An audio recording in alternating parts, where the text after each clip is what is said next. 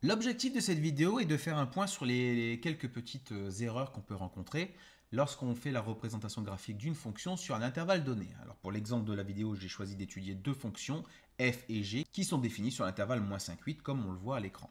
Alors première partie, on va saisir ces fonctions en appuyant sur la touche f de x. J'ai déjà saisi l'expression de la fonction f. Il me reste à saisir celle de la fonction g. Donc, une fois que cela est fait, on appuie sur la touche graphe pour voir la représentation graphique. Une première erreur s'affiche sur la plage de fenêtre. Donc, on nous invite à appuyer sur la touche fenêtre afin de vérifier que les bornes sont bien ordonnées. Chose que je vais faire maintenant en appuyant d'abord sur 1 pour quitter, puis fenêtre.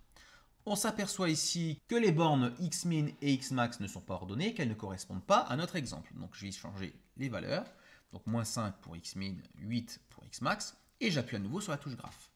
Une nouvelle erreur de dimension, cette fois, nous indique qu'il y a peut-être un problème au niveau des graphiques statistiques. En effet, la fenêtre graphique contient à la fois les représentations graphiques des fonctions, mais également des graphiques statistiques. Donc, on va voir ça tout de suite. J'appuie sur 1 pour quitter.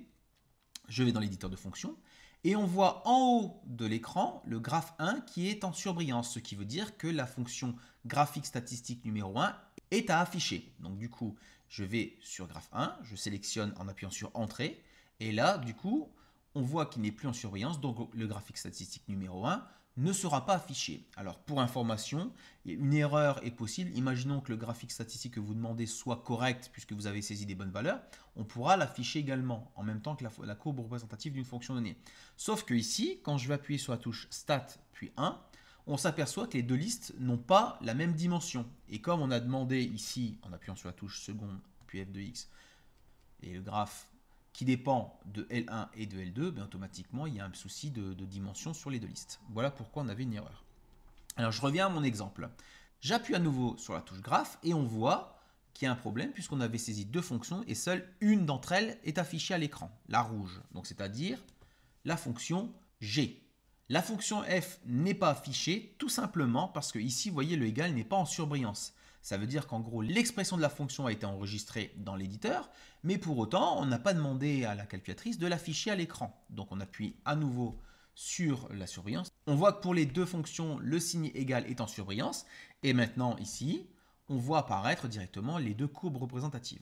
Une dernière petite astuce, si vous voulez maintenant voir un affichage optimisé de l'écran sur l'intervalle -5, 8, donc qui définit les deux fonctions, il suffit de vérifier dans Fenêtre qu'on est bien sur l'intervalle de définition de la fonction, donc c'est-à-dire -5, 8, puis d'appuyer sur la touche Zoom et d'aller rechercher la touche 0, c'est-à-dire ici ce qu'on appelle l'ajuste zoom.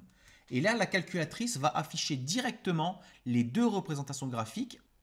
On s'aperçoit ici que l'unité graphique qui est choisie en ordonnée n'est pas optimisée, donc on va d'abord appuyer sur la touche Fenêtre, puis sélectionner dans Y grade une valeur de 10 au lieu de 1, de façon à ce que justement le graphique soit plus sympa. En appuyant sur la touche graphe, on vérifie alors que la représentation graphique convient.